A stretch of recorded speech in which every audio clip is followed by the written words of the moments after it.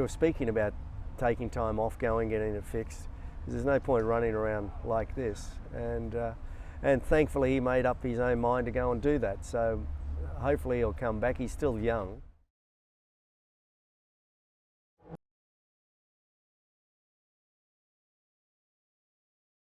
Mick Doohan, welcome to Bennett's BikeSocial. Thank you very, very much for joining us. It's a real honour of mine to talk to a legend like yourself. First of all, you've only just landed in the UK, but is it nice to be back here in the United Kingdom and kind of be back in Goodwood? It is. Look, I haven't been to Goodwood now. I can't remember the last time I was here, but it mustn't have been that long ago, especially with a couple of gap years there. I'm in the UK. I'm back here again next week, so I'm in and out of the UK a little, to be honest. And I only live down in Monte Carlo, so it's not that far away. What feelings do you think you're going to get from this weekend, riding the NSR 500 and riding up the hill next to Wayne, Kevin and Kenny again? What feelings do you think you're going to get? Look, I'm just thrilled to be riding alongside Wayne, to see him back on a bike after the accident back in '93. You know, I was competing with him that day, and so it's always good. We keep in touch, and I haven't seen Kenny, I haven't seen Wayne, seen Kevin at a Grand Prix here and there, but I mean, it's just great to be back, to be riding up the hill. We'll be riding slowly, so I don't think there'll be any sort of adrenaline going through our veins, but all in all, it'll just be a good time. Did you ever think you'd get this opportunity to ride next to Wayne ever again? Well, I think he'd be much the same, to be fair. You know, thankfully, over the years they've developed something that's enabled them to be able to ride a bike, and so for him to be able to hop back on, have another ride of the bike, I think that's the delight. And to see him ride, no doubt he'll be the sensation that he'll have, especially here in front of the crowd here in Goodwood. It'll be sensational. So. You know, I have no doubt he's ridden the bike and he's been trying some other bikes, but I know a few years ago he did something similar in Japan. So look, I think it's a great way to showcase what he achieved back in the early '90s with Grand Prix racing. So he and I battled it out for a few seasons for World Championships. So you know, it's unfortunate that he succumbed to a spinal injury, but I mean, it's great to see him getting on with life and coming back to an event like this and to look back on what he achieved. We spoke to him earlier and he got a little bit emotional, as how you would imagine he would do for riding that bike again. Did you ever think, looking back on your career, do you ever think, bloody hell, I actually did all right for what I did, and with the things that happened to you during your racing career? Do you think, bloody hell, I have done all right, you know? Well, I don't know whether I look back and go, I did it all right, but I did it the way I needed to do it, and I think what it helped me do was move on and do other things as well. So just the discipline and the commitment that you need to achieve at that level, or any level in any sport. Well, I shouldn't say at any level, at the top level in any sport. It takes a hell of a lot of hard work. So really, I don't look back. I never did back when I was competing either. There's nothing really behind you. So all I really was happy about, that I was able to fulfill the dream of winning a world championship, and then of course I went on to win a few more, which was the cherry on top. Where did your drive and grit come from, especially with what happened to yourself with your leg? Where did that come from? Did it come from family, or did it just literally come from yourself and your own desire to win? I think it clearly my family kept the right mental approach from when I was a young boy with me, and Australia's a long way from Europe, so to go home with your tail between your legs, or to not really give it 100%, would be then you'd look back on reflection and go, I should have done it like this, or I should have done it like that. So I knew I had the speed, I knew I had to work at it, and I knew that if I did that, then I could possibly get the results. So that's all it was. I knew I had the speed, and I knew I had to work hard like all the other guys do to be able to achieve that, and not dissimilar to Wayne or Kenny or even Kevin. there's a lot of sacrifices that need to take place in order for you to win those championships, and a lot of people aren't willing to make that sacrifice. So there's and it's not only in motorcycle racing, it's about the whole broad range of sport really, and or business. So as I say, I'd rather put in that little bit extra to finish first than it takes to just finish second. It's you can get lucky finishing second, but to win it takes a bit of hard work and commitment, and I was willing to put that in, and thankfully not too many else were at the time. During the tricky times, the tough times, who helped you through that? Was it yourself? Did you have somebody with you? Because obviously, like you just said there, you were miles away from home at the time. So did you have anybody that helped you? Yeah, look, my parents were in and around there at that point in time. My girlfriend at the time was there, and then clearly the team and just the support we're having, but more importantly the desire for myself to continue on. I knew if I got fit enough again I could win, because I was winning so I wouldn't say easily, but convincingly before I had the injury to my right leg, that I knew if I could get back some way, even 90% fit, I could possibly start winning again, and really that's what happened. And then I just grew on. The more time went past, the more the closer I got back to being where I was prior to the crash, but without the mobility on my ankle. Did you feel under pressure to come back so soon after the injury? Honestly, no. I think as a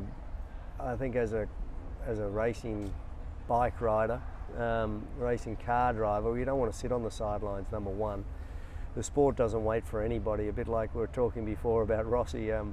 The sport keeps moving on, and generally they're either every other weekend or every weekend. So you don't want to miss too many events. Equally, at that year, and pretty much most of my career, I only signed 1 year contract. So there was also a lot of people sitting on the sidelines wanting your ride. So you needed to keep relevant, and you needed to keep pushing yourself to get back as quick as you can. You've just touched on one of my questions there. I was sat last night in the hotel watching a little interview with you, and you spoke about the 1 year contracts. Was that something that you wanted to do for yourself, to put the pressure on you to know that you're going to generate a contract for next year? And do you also think that potentially that should really be implemented into GPs now? Because you've got people signing 2-3 year deals and just sitting on them, really. Well, for me, that's exactly right. For me, the first contract was a 2 year contract I'd signed with Honda, and then for me it was I felt I was in a better position annually to do single year deals, so put me in a better position if I was performing. If I wasn't performing, then it gets a little tricky, and hence why I needed to keep myself going. Thankfully Honda supported me, but equally it'd have the likes of Suzuki, Yamaha, which are really the only ones on the table essentially until Kenny Roberts was throwing around a motorcycle that didn't really have a name to it at that time. So that's where I figured he was up to something. But it put me as you Brits would say, in the box seat to renegotiate a contract, and it sort of financially put me in the best position. Can we just ask you about the current situation with Mr. Marquez? Obviously he's not racing at the moment. He's been to America for an operation on his arm. Do you think maybe he came back too soon? Do you think maybe he rushed back? Look, in hindsight, yeah, without a doubt. He would recognise that as well, but likewise, I think he was also, from what I understand, advised that the arm was plated back together or pinned or screwed or whatever they'd done, and generally it takes the bone a long while to sort of heal once you're doing that anyway, and the bolts will hold it together, so you pretty much can trick your bones to believing they're healed. So, but unfortunately I think he took it to another level. Doing push-ups the morning after surgery is probably not ideal, and I think that's really what happened, is it flexing of the metalwork, and that was really the downfall. So, you know, I think had he just come back and come back slowly, like he come back and tried, and it wasn't he was in too much pain. So, but look, that's the guy he is. So I've done similar things with my leg in the what I ended up retiring from, pushing too hard, and I broke all the screws and collapsed the leg again. So as a competitor, that's what you do, and I think that's what makes a difference between somebody like Marc and somebody who's not like Marc. Has he asked you for any advice on Look, I speak to him, absolutely, and I spoke to him after the first couple of rounds this year at length. And look, he's a sensible guy. He's not like he's a madman and has no respect for himself. But equally with that, we were speaking about taking time off, getting it fixed.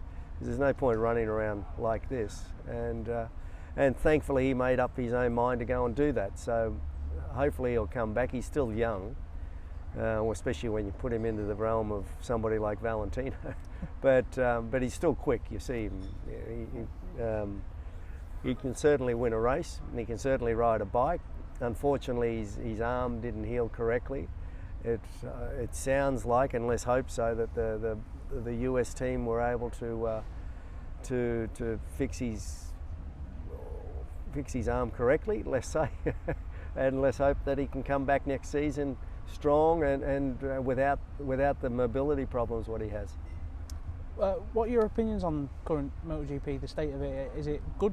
Are you enjoying it? Are you not enjoying it, or are you not even watching it? Look, I watch it. I'm not religious, but if I can see it, I'll watch it for sure. But it's always a good spectacle, without a doubt. There's no. Unfortunately, the likes of Marc and Valentino and a few of these guys are out this season, but it's still good racing, and you still don't know what's going to happen with the new electronics and whatever else.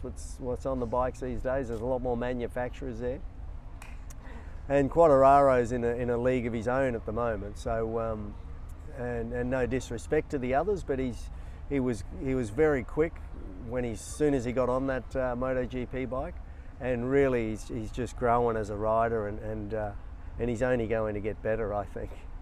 If he had a few more horsepower, the guys wouldn't know where he went. We've asked this question to the other three earlier on, and I'm really interested to see what your answer is going to be to this. What is your most prized possession that you've got from your racing career? And it can literally be anything. It can be a bike, helmet, leathers, boots, gloves, trophy, anything. I don't know, to be honest, from my racing career. So I think a world championship, is that what you mean? Or is it can be anything. Like yeah. I say, it could be a set of gloves that mean something to you, helmet. Yeah, look, I have. Could be anything. Yeah, I don't. I have plenty of helmets, gloves, bits and bobs.